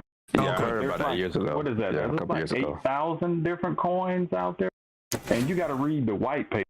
The white papers will tell you what that particular coin is designed to do. Like, I've been hearing like they're coming out with like this Pan-African supposed to be coming. I don't know what's going on with it yet. General, where can I get these white papers? The white papers, if you click on the like when you go into the different platforms, you know, some of them they'll have where like you click on and it'll like you can like Bitcoin has like an actual website. Right. You go on there, and then there's a section that you go to that the white papers, and it'll tell you like all about that particular coin, what it's designed to do, but not like what's the purpose of it, like a basic coin. They got a I know Chainlink, they're teaming up with it. So you got to be watching these mergers too, because what's going on behind the scenes, you know, with like, you know, Uniswap and like Polkadot, you know, crypto, and then you got like Chainlink, they're linking up with the S-key people, and that whole S-key thing, like off the chain, the way they describing it, it's like, you know, like I was about, like you could have a car, like an electric car or whatever, and you could rent it out, and people could drive to wherever they want to drive to, and once they get to that destination, then it's like, you know, that car is dead, and you like, you know, renegotiate another contract to go somewhere else or whatever like that. So you're getting all these different things to create another key for somebody else to be able to drive. Like it's gonna be real crazy. Machiavelli? Yeah, I do second that. That to following the money is big in my opinion. Specifically, there are certain that invest into specific new projects, new protocols, new coins, and they're actually really open with it. Well, and to an extent, they're open to it, because if you notice, a lot of the space is a young space. A lot of younger people are in this space. So the traditional finance way, where a lot of red tape, a lot of things are kept, you know, behind closed doors, where you find out about the partnerships later on once they've already, you know, been established and what have you. It's out in the open, because you don't have the culture in crypto is very tech focused, very is that, suit and tie type of nature is not really as there. So yeah, I'd say following funds that and what they invest in, and follow trends, specifically trends. So of course, like now we have the trend where NFTs, so that a lot of people try to jump on like maybe popular assets or specific projects or platforms that may sell NFTs or that create NFTs. And I'm one to say that I feel that people should look more into derivatives and derivative-based cryptocurrencies, because that is the area that you'll see traditional finance, people in the business world, that will actually come in and go into first before anything. They won't, in my opinion, it's not going to be the first thing they get up into is maybe NFTs or like cryptocurrencies that deal with gaming or like all these other niche type of projects, but specifically ways for trading assets globally that they do in the stock markets, NYSE and NASDAQ. That's where I feel will be the main use case, the most popular use case, especially for traditional finance, to jump into the blockchain space. Okay, do me a favor, for those, because again, we want to get to those folks who don't know. I'm plus, by the way, there's a question in the chat room we want to get to in a second, but break down, like, what's a derivative? How does a person get into derivatives? Okay, yeah. So a derivative is basically let me think of a way to say it. So think of it, you have let me put it this way. So let's say I have Apple stock, like general and Apple stock and the NASDAQ, right? Or I think it's NYSE, one on the major stock markets, right? What a derivative asset of that would be I'm trying to buy, let's say I'm buying future contracts on Apple stock. So like, let's say sometime in the summer, let's say in June, I predict Apple price would be like $200 plus. And I do like a 5x leverage trade on it. So and whatever my principal is, 5x of that, I'm betting or I'm anticipating that the price will go up in value. Now that's not a real stock of Apple per se, but that's the derivative asset of it. Does that make sense? Is that like a call? Is that a call or a put when you do those? Is that a call? Yeah, like option trading. Like these are. It's not necessarily you have that asset. Now where it comes into the crypto space is that you, based on following what the price action is in the traditional markets, you can make synthetic assets depending on protocols. So like a popular one is synthetics. I don't know if anyone's heard of that, synthetics, where you can make these derivative assets of specific real world stocks or assets. So like I can make an Apple synthetic asset that follows the price in the real world on the blockchain, and I can do like a 5x asset of that Apple stock on the blockchain in a way that I don't have to worry about 9 to 5 trading, like regularly on a 9 to 4 o'clock trading of stocks, right, where I can do it anywhere in the world as well. And I don't have to worry about red tape of, okay, I got to worry about, let me make sure I have my account with this brokerage company. I got to have my ID, et cetera, et cetera. A lot of them are decentralized and no KYC. And it opens the field for many people around the world to get into trading these US-based stocks that they would never get to on the blockchain. Did that make sense? Yeah. Hey, Mike, I want to ask you something too. I used to day trade a lot, and when you don't have $25,000, you only limit it to 3 days. Will that affect cryptocurrency? Do you think they'll make that rule in the future with cryptocurrency? Like we only trade like let's say Monday through Friday. No. A day trade. When you day trade, you gotta, like with me. I have under $25,000. I don't. Oh, like a limit of how much you can trade. Yeah. I think depending on what platform you're on, like of course the centralized exchanges that deal with, you can do option trading on like centralized exchanges like FTX, Binance, etc. And so they may have limits based on what your account KYC is or how much like money on your account that you have. But a lot of these centralized ones, based on whatever algorithm they use, depending on how much you actually have in your wallet that that's connected to the platform, they can probably stipulate how much you can trade. But regulation wise by the US, I wouldn't say, depending on the regulations based on wherever that project is based. Like if they're U.S. based, they have to sometimes be subjected to the regulations of the U.S. But if they're outside the U.S. outside U.S. jurisdiction, it's based on discretion of the platform.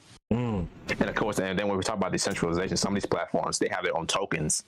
And the purpose is for a lot of the tokens that are being released now, platform-based tokens, are for governance, so that users is a community-based platform where community members have or users have these tokens, and they can use these tokens as leverage to vote on changes on the protocol. So like for Uniswap or Aave, Chainlink or whatever, when you have these tokens, you can make changes. You can put up a vote. You want to change maybe the fees on this platform.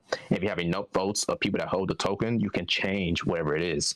And that's where this is very different than when you have with traditional finance. Of course, stockholders can go at votes, depending on maybe voting people out of board of directors in traditional finance. But here in crypto, you can change depending on the amount of people that have a say. It's almost like the people that own the token own that protocol, and actually anyone in the world. So that's where it's not necessarily like with stocks that you have a part of the company, but really in crypto, it's almost you can have a change and you can have a direct impact depending on your token allocation in that protocol's rules and regulations itself.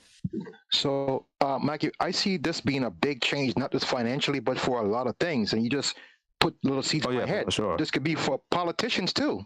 You know, look at all the last year. You know, they were screwing over the American people. You know, can you imagine when we just vote on policies instead of voting actual human beings in? Because all these people do is waste money and waste our time. Yeah, and that's where again, like some of those tenets of the blockchain technology come into play. It's us eliminating that aspect of having a middleman, or more like the human aspect, and going everything based on code and algorithms. Of course, now it's not foolproof; it's still human, man-made. But that's where the idea is: when you hard code something to do these options based on these conditions, it will do them regardless, unless you may hack it or whatever. But when you have the governance tokens and people actually voting on different changes, that's when those changes can come into play, and they become law into that protocol based on code. And it's by code, you can't really alter code unless you have those type of conditions or access per se. General? Yeah, man, like y'all some locked on brothers, man. I'm telling you, we need to get a susu going and just buy up all kind of stuff and make some NFTs. I mean, I'd like to, what the talents and abilities of you guys are, that we could work together and do something. I agree. When while Machiavelli was speaking, the Isuzu came to my mind just now. I'm like, that was gonna be my next question after I touched on the KW Dawn 7 question in the chat room. So I'll hold that thought for 1 second. Let me just read off the question KW Dawn 7 had. He says, how do you store crypto? I have heard you need a ledger with a 24-word password. What happens if you die? How do you ensure it gets passed down to the right here? You can take it. You can put it inside a trust. That's maybe another show we do. Just how you setting up trust. Okay, like make it quick. If you look at back in the day, the Rockefeller versus say Vanderbilt, they all had money, but it really lasts more than 3 generations. But the Rockefeller still going because they had a trust set up that was very detailed, something to the effect of okay, when I die, all the assets, crypto, everything that I got, let's say you can't sell the actual asset outside of the family, but you can still, live off the dividends of the stock that's there. And the only time you can take out, for philanthropy, or to go to school or to start a business, you know, buy a house or something like that. You got to reinvest that back in, you know, you have like certain time to do it or like that. In general, you got to have some rules in place, keep that wealth going. You know, a lot of people, they get the wealth, but it won't last more than duration. Yes. Trust setup. Can I ask a question of the chat room? Yeah, go for it. Yeah, go ahead. Sorry, do you think with crypto, this thing will change, like, let's say in Africa, looking at a short documentary on crypto, where a lot of African countries, you know, the merchants there are using cryptocurrency. Do you think that change will be, well, how can I put it, put more power in the hand of black people in Africa and the rest of the black world? I think mostly like overseas is kind of being used like a Western Union, kind of like a West or among people from the continent. A lot of people in the diaspora, they home to their family for cost-effective way to go about doing it. So the usage abroad is more my opinion. General, you're kind of breaking up. Just keep your hand on it. Okay, can you hear me now? Yeah. Okay. Yeah, I was saying that overseas, it seems as though the cryptocurrencies are being used as an alternative to, and Western Union sent, you know, people sending money back home, but they just sending it directly like how you would like Cash App, right, rather than going through the normal, you know, exchange. Yeah, a video I played earlier on the show today talked about it, and they named them, they called them by name. They said immigrants can use this blockchain to send money back home to their people and stuff like that. So definitely I can see that in third world countries, or quote unquote third world countries, folks will be using it similar to Western Union, like you said. Right. And it just seems like it's more open overseas. Like there's just so many restrictions on everything. Like, you know, XRP was still being traded overseas, but they suspended the trade here. And you know, the way they got it set up, unless, you know, like, because even if you were using like a VPN, they wanted like an address that they could locate you from different platforms. So you actually had to be in that country, and anytime that you go to trade on that platform, you have to actually physically be in that country to even access that platform. Right. I remember a lot of black celebrities, I call him Moise Watkins, but you know, Moise Watkins and a few others were pushing that Ripple early on. Like apparently it seems like they made substantial amounts of money in the beginning until I guess it got shut down. Is that the understanding that you guys have as well? Yeah, it was trading at like 28 cents, and then now it's up to like 60 cents. So I mean, if you got some at that time, you already doubled your money. Yeah. But they stopped being able to buy more because I feel like, you know, my personal opinion about it is like it has the potential to be the next Bitcoin. Time it was like the third largest cryptocurrency, but they didn't want the little man to be able to get into an asset at that low of a price, and then it goes to like Bitcoin. Like, come on now, you can be having all the poor people coming up like that. You know? Mm-hmm. Makes sense. Machiavelli, same question. I'll just read the question again to remind you. How do you store crypto? This is from KW Don 7 in the chat room. How do you store crypto? I have heard you need a ledger with a 24-word password. What happens if you die? how do you ensure it gets passed down to the right ear? Machiavelli. Well, I know from my understanding, there's three main ways you can store crypto. You have paper wallets, you have hardware wallets, and then you have hot wallets, which are just, if you know, Trust Wallet, MetaMask, Atomic Wallet, those wallets you have like on your computer, online, right, on your browser or what have you. So paper wallets, essentially, you have your 24-word passphrase or your private key on that wallet. So you have that, you print it out or write it out, whatever, and that's your wallet right there on paper. And some people that's the safest way you can have it, on paper. That's because that's the copy you have.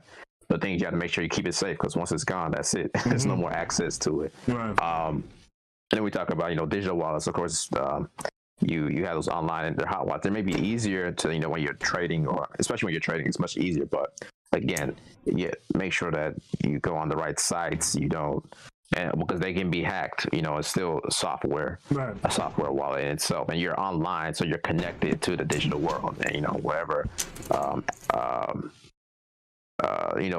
bad actors may be around trying to access your funds. And then you have hardware wallets, which you have your ledgers, treasure wallets. Some people have their own separate laptop or computer where they only access their crypto there. It's not connected to the internet. That's where they store it on a hard drive, offline. That way. Okay.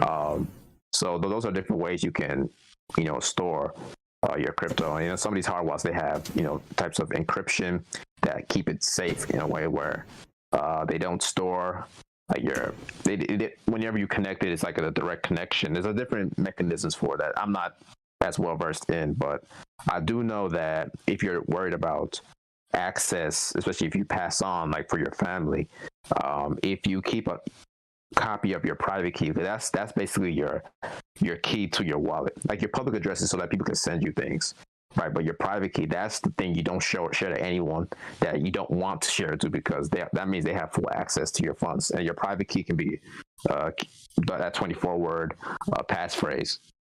That's most, if not every wallet has, from my understanding. I know, especially for Ethereum wallets. So what you could do, depending on you understand, maybe you have a family safe. Maybe you have maybe a lawyer that you trust like very well, that to keep like your will, etc. Or maybe just give it to a family member and make sure they have a copy of it, just in case something happens to you, so that they can have full access to your funds. Maybe have it's almost like any other way you like a will, but just making sure you have, I would say, maybe some type of coded language so that they know, so that maybe you may have a lawyer that's not on your side that may be looking into your will and see, oh, this is your private key. And let's say it's something you keep like a trust where no one can touch it. God forbid they go into it, take the funds out. By the time you pass and you never go back to check into that wallet, check your address, then the funds are gone. So I just say, make sure your family has a copy of your private key, if anything, because that's the key to your wallet and to your funds. Great. So, this show, you guys are familiar with this show. This show is always about how we can create uplift for the community at large. We don't want to talk about the individuals so much. Like I gave the example earlier about the one individual with $10,000. Let's talk about community now. I'm going to kind of put you guys on the spot, and I apologize in advance. But what would be your plea? What would be your impassionate plea to our community, be it here in America or the Caribbean or wherever? What would be your plea to them when it comes to becoming investors in crypto, in blockchain, cryptocurrency, NFT, all that stuff? What would you guys say to, if I put a microphone and a podium in front of you, in front of the whole black community, the whole diaspora, what would you say to them? We'll start with General. I would say you got to get into this space. Probably best opportunity to come up that has ever been around in my lifetime. Wow.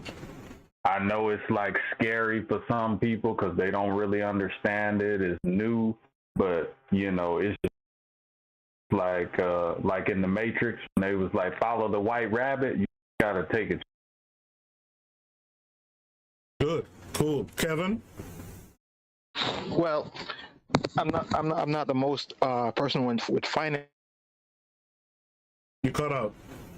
I'm sorry. We gotta look at what's been going on lately with all these races attacking our people. With one such as Juju Chang, with that ABC News hit piece, and Dion Lim over in the West Coast, and a couple of these other Asians, attacking us when in reality we're not doing anything to them, right? Right. We gotta start pointing out. People like, listen, we've been supporting these people for ages now. They come into our community, make money off us, and look how they treat us. They give us the middle finger and a kick to the ass. I'm like, what if we took a year from supporting these people and invested into our own community? What would happen to us? There'll be another Wall Street, and we start here. It can start in New York City. Then we move to different cities in New Jersey. Then we move to Pennsylvania, to Baltimore. Can you imagine a whole coast of our people having all this money and investing in that cryptocurrency? Things will change overnight for us. But I digress. Okay. Machiavelli? Yeah, I would promote the investment in cryptocurrencies, not only as a means to accrue wealth, but as a means to advance our community. Again, the different use cases that you can do with blockchain is numerous. There's so many that you can think of, and there's more thought of every day and implemented every day, different algorithms and ways to optimize the different technologies. And I like to press that because we can only do for self. And this is, I feel specifically, especially when we talk about blockchain cryptocurrency, is a way that no one can really regulate, the powers that be can't regulate us away from this, right? This is open for us to hop on and accrue wealth, and for us to make our own protocols and own platforms within this space that do for us and by us, that for our own benefit, that can't be stopped, especially with the nature of the technology. And if we can, do it on the basis of making it decentralized, especially, that's, you may cut off, the East Africa, but you still have West, North, and South. Right. So it's I think that it's very effective, especially in the way that it can't be censored. And I think that's even more valuable than just the wealth accrual, but knowing how to use the technology for our advantage is very beneficial. So yeah, that was going to be a follow-up question, and you just nailed it. Is there a way that you can? Well, I mean, you just answered this. I'm just saying, but is there a way to X out the Black community from engaging in this wealth? And from what you guys are telling me tonight, there isn't really a way to X us out because it's decentralized, right? There isn't a way to X us out of it. So that's, to me, that's like the second or third on the list of reasons why we should get into it, right? They can't stop us. It's not like Black Wall Street where they could see the affluence and they could come and burn it down, right? Here is something you could do kind of anonymously, pretty much, I assume, right? And build wealth, correct? Oh yeah, you can do this pseudonyms. I even, and the thing is, you'll be surprised the amount of money that's in this space that's unknown. There are wallets that have hundreds of millions, billions of dollars. There are billionaires based on their wallet address, and you would never know who it is, who the groups of people are, and they just move stealthy from country to country because all your funds are literally on your phone or your wallet. That's it. And that autonomy, that this essentially, I would say that's freedom, that ability to move around without what's borderless, to do what you want to do with the funds that you have. And I think that especially that it's important to know that I feel that the only barrier that we have, of course, is the lack of organization of our people, but infrastructure too. Again, as powerful this technology is, we don't, the basics, like 24-hour electricity alone, that's something that's a burden already for us, to really capitalize as we can. Some of those basic infrastructure things need to be put in place. But I do feel that some things are also helpful. Like some say, well, we don't have, electricity, we may not have, telephone lines, but I don't know, an African doesn't have a mobile phone.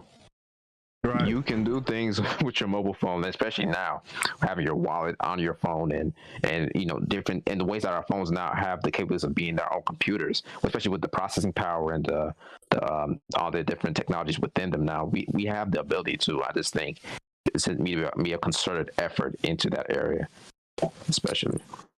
Right, and then you can talk about the contract, because now you don't really have to deal with people like so much face-to-face. Contracts, blockchain. Oh yeah, with smart contracts, yeah. Right, the contracts to be able to, start, buying. You need 640 acres in order to create a city and have your own, rules as your own city. Now you can start, your own manufacturing. Building up your own, city like that. And with that, we just do it like we did before, set up our own police department, fire departments, our own military. I mean, look at the Vatican. I mean, the small little city, but they sovereign. Yeah. Tuskegee 2.0. And then we can make it,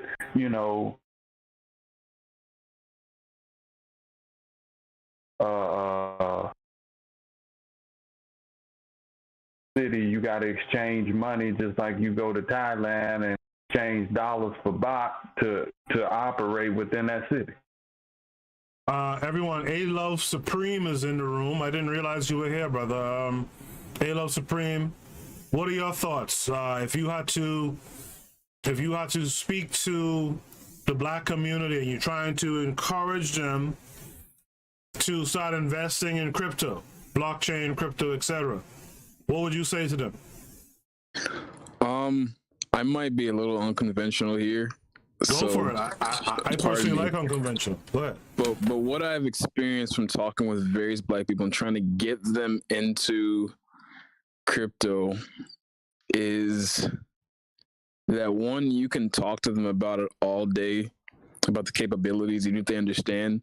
And a lot of times, and not all the time, at least where I am, a lot of times they just don't care because it's sort of abstractual to them. There's nothing solidified in what you're talking about, right. And it's a bit strange. So what I would say is, if you're comfortable with it, people you're comfortable with, you're talking about showing to the community, is I just show them my portfolio and I tell them how much I invested into it and how much I had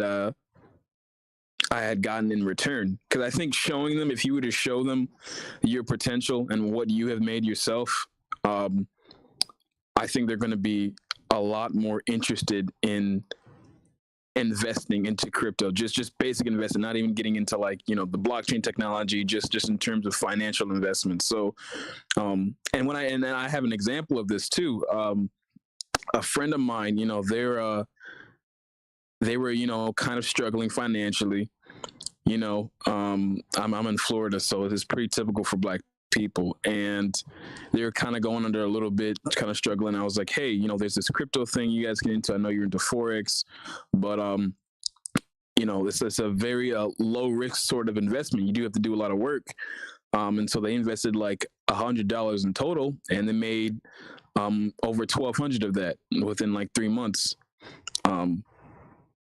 Although if they invested more, they would have gotten a larger return. But yeah, I think if you were to show them, what you have made and what you've designed, I think they'd be a lot more receptive onto what crypto is and what blockchain is, period. So that's just my answer. You guys had great answers, so it's okay. I'm back. Deny it, but yeah, that's just me personally. Okay, I can agree with that. I agree with that. I'm one of those people to a certain extent. Like when I, 3 or 4 years ago when this started happening. And by the way, even though I didn't understand it, I still bought into some of it, right? Personally, but there's a lot of people who just won't understand it, and that's fine to a certain extent. I think the greater understanding is what the return on your investment can be, right? Exactly. You put in, for anyone that got into, so there's this coin called DEXA. It's a mobile based coin built in Dubai. I think it was 8 to 5 satoshis at one point. Or like 0.00008 satoshis, some low number like that. And if you put in like $10, you would have gotten like around 10 million. The coin shot up almost 10,000%. And that $10 probably would have turned into 10,000. And it's going to keep going up because now Indonesian investors have gotten into the private beta of the coin.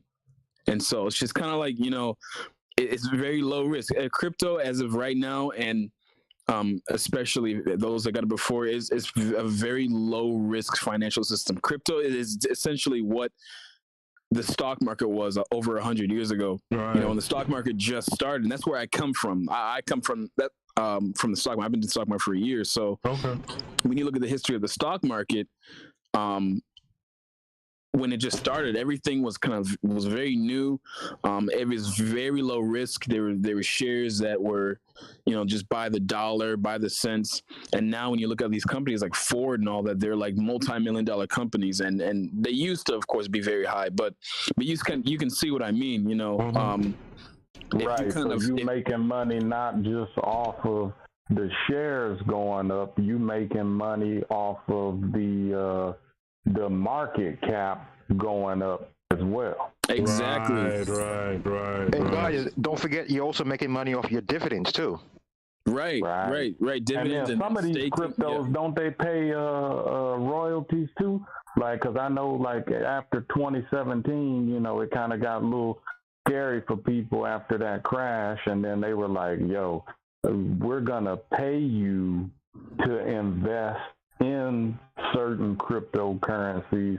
So on top of the gains that you make, you also get a royalty, as if like you were one of the people that, invented the iPhone. You know what I'm saying? So every time the iPhone does good, you get money. So look into that as well.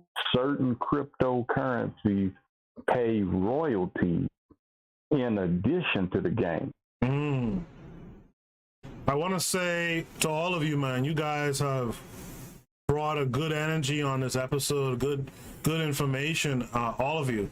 And in the chat room, I see the pro-black perspective referring to A-Love Supreme, says the brother came through talking bread instead of technology. That's good. And I get the sentiment that the pro-black perspective is trying to provide there, which is, understanding the technology. I'm one of those persons, I try to understand how something works, right? So I will ask about the technology, and some of you spoke to that. But for some folks out here, some of our folks in particular, they don't really care about the technology. They want to know what that bread is looking like in return. And so A-Love Supreme, I thank you for coming through and talking about it, bare bones in that kind of way, you know what I mean? But all of you did a good job talking about this. You're welcome. And also, I don't know if anyone knows, but Coinbase still does incentives. So there are a lot of there are a couple exchanges that do incentives, and if you do them, you get returns. You get like up to like $50 returns. So you can basically make, as of right now, you can basically make free money. That's why I tell them, you can just do these incentives, and you're making like $50. And if you invite each other, this is where the organizing comes in. Right. If you all organize it with each other, as a group, you can all be making at least $100, over $100, just by inviting each other and doing the incentives together. So it's honestly a really simple process. That's what I've been trying to do, trying to like break it down and to keep it easy, so they don't have to be over reliant on the techno babble. Because even I'm trying to understand it. Because like I said, I just got into crypto like 5 months ago. Okay. I just left the stock market. Like I sold everything from Robinhood. I put everything into crypto, and so I've been kind of like trying to invest and also trying to understand what I'm doing too. But I'm doing pretty fucking good. But besides that, yeah.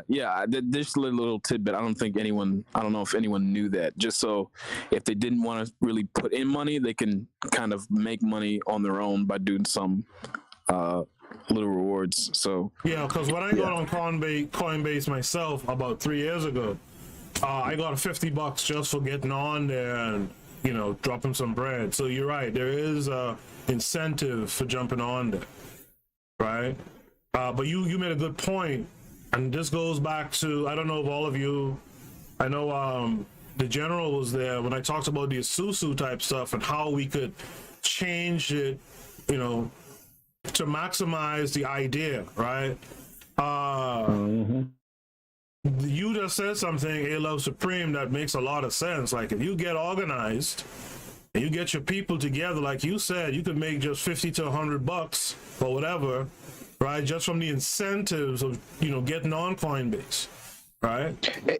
Hey, you really can.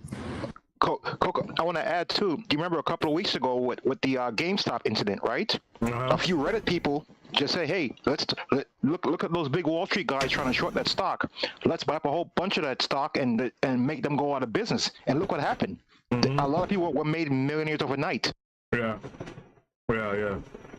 Right. You know, that's the power of the people, and I wish that we, as black folk, could come together just like how that GameStop situation and mass, and we would just wreck the game. You know what I'm saying? Because we have the ability to do it with ourselves. You know, like I don't know if y'all was following what was going on with they talking about in Illinois about, you know, the whole reparations thing, and we should get that. I mean, you know, studied a lot of Dr. Amos Wilson and others, you know, and that's money that's owed to us, like student loan debt, you know what I'm saying? But, you know, we don't have to sit and wait for that to get this bread. Right. You know, some people will wonder, listening to you guys speak about this, some people will wonder, you know, A Love Supreme said he just got into it like 5 months ago. Some people will wonder, where did you guys get your initial understanding of this stuff from? Did you read books? Did you watch videos? Did someone talk to you? Someone talked to me about it, and then I did my research, and I just found like a bunch of articles and information on it. Actually, I have compiled a library. This is really great. You guys talked about this. I've been compiling a crypto library where everyone can, like, for our people, so everyone has all the places where they can find like all the education and videos. Videos might not be, because I don't have that much money to put into the Google Drive, but I'm going to try and find something. But I have a bunch of like PDFs and sites that you guys can look at. So I'll send it in the chat soon. But try WeTransfer. You can send up to 2 gigs at a time. 2 gigs at a time? Word. WeTransfer.com. There's something called the box. It's a whole bunch of stuff that just go do a Google search of alternative Dropbox. And also in the Discord that you guys have joined now, you'll notice I have a library. By all means, post to the library. If you want to, we could talk about it behind the scene in terms of you know, naming it and where we put it on the shelf, etc. But by all means, right now we have book suggestions, BM library, STEM, military science, photography. I'd love to put something along the lines of, you know, finance or investment or something up there, and you could share all your stuff there too.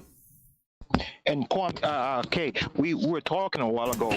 I'm about to buy a book scanner. It's a portable book scanner, so I have a lot of books on finance. I can just scan them into a PDF and just put them up. And technically, I'm not violating any kind of copyright because I'm not selling it. I'm just distributing it. Right. Well, you know, it is what it is. Right.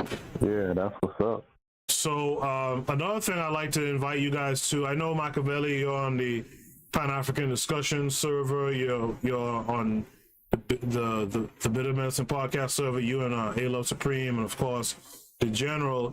I'd like to open up a channel here that we can discuss, if not discuss, at least post tips for folks who are new to this. Like, if you guys come across a crypto, or let's talk about it in old terms, right? Like, if you guys come across a stock tip or something, right? Some pertinent piece of information, right? You can go into this channel, you can tag, you can add everyone, so everyone has the opportunity to come and see the information. And you know, I think that would be helpful as well. Would you guys be interested in something like that? Absolutely. I'm more than willing. Got a bunch of stuff that like I can share now. Like I'm new to this whole Discord thing, so where do I need to share these like PDFs and information? You know, about stock tips and all of that stuff. Where do I need to put it? I'm going to create a channel tonight after we finish. I'm going to create a channel, and I'm going to add all of you, so you guys could come in and put whatever information you want to put in there. Okay. Hey, gentlemen, I have a tip. Yeah, go ahead. We can't hear you. I'm sorry. You ever heard of something called EMA, exponential moving average? Never heard of it. Yeah, it's a way to see how a stock, because a stock goes in, it's called more like pattern recognition. That's how a lot of traders use. That's one of the tools they use, and that's how they keep their wealth. Just go to Google and type in EMA, exponential moving average, and there's another one called SMA, simple moving average. You can also find this information if you go to finance.yahoo.com and go to the charts. Okay. Yeah, I like to second that. That's an aspect of technical analysis, especially those indicators used for trading and things of that nature too. But I like to say that, especially when we're talking about, well, stocks too, but especially for crypto, lots of the interactions with different projects, different types, with different protocols, different cryptocurrency trading groups, over-the-counter trading, happens on Telegram and Discord, but especially Telegram. You'll find announcements of token releases, public betas and testing for specific new projects, releases of new projects, and even established projects. They have communities where you can talk to admins and talk about the project, talk about why this works this way to understand more, maybe for news, and just general discussion with other people that are participants in that network. Telegram groups are big when it comes to cryptocurrencies and blockchain technology investing, and also Twitter especially, crypto Twitter is very big, and because, as I mentioned before, you have to, like, a lot of times I'll say follow the money. And again, a lot of these groups, the developers, like some of these independent developers, create protocols that in a matter of weeks are worth like 50 million market caps, 100 million market cap in value. And they're coders, mind you. And they're all on Twitter, and they release about what they're about to do, and they all interact with one another. Now, a lot of them follow each other. So sometimes if you understand like who's following who, you get to know like what's happening in the space, what's new, different protocols, different technological advancements, and just what's going on in the space. It's good to keep your ear to the streets, or the crypto streets, I should say. You know, that reminds me of a video I saw with Nipsey Hussle, where Nipsey Hussle was like in Amsterdam or something like that. It was some new platform I think was developed, and he was saying like it's like a social media for crypto, right? You jump on and you could follow the influencers in cryptocurrency, for example. Yeah, follow coin. Yeah. Oh, follow coin. Yeah, I think that's it. Yeah, that's it. And crazy enough, you brought that up. It was late 2017. That's when I jumped into the market, and that was the first video I saw, and that's why I was like, okay, well, I know Nipsey. I was like, okay, this is interesting to see that he's actually into it. So I went looking more into it. I'll say that's what got me started about it. I did hear about Bitcoin earlier on, even like my freshman year in undergrad. And crazy enough, when Ethereum first came out, I remember it was around $10 at the time. That was a big thing because it was like 30 cents when it had its first ICO. And when it was $10, people were like, oh, this is crazy, it's $10.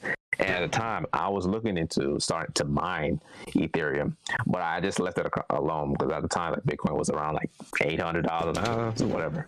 I didn't think anything much about it. And well, are you still there?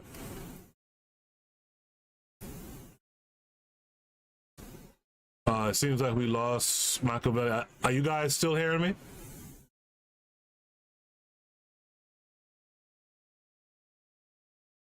All right. For some reason, it seems like I lost everyone. I don't know if there's a timing issue with how long you could be on the live chat. It's new to me. But what I will say is this. We've been talking about this for 2 hours or so. The pro-black perspective says, if you know the technology, you'll make bread, though. Appreciate these brothers. I want to echo those sentiments. I want to thank everyone who was on the panel today. This conversation is not done. It's not done when this episode ends today. Let's continue this conversation. In the Discord, I created the crypto library. So if you guys would like, you guys can post all the information that you have, include tips on crypto, include tips on what you think our folks should be, getting into, right?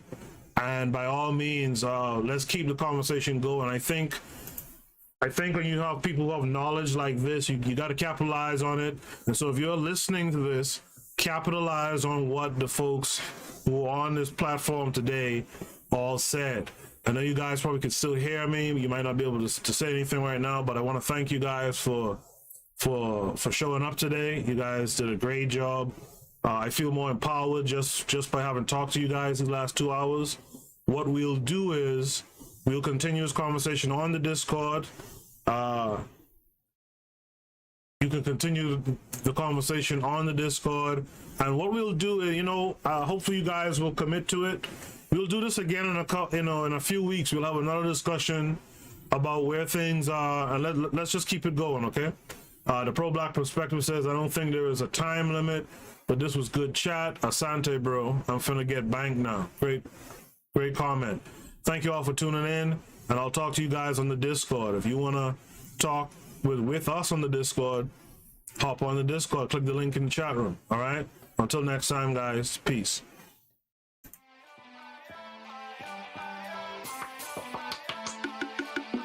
Thanks for listening to the Bitter Medicine Podcast with your host, Koku.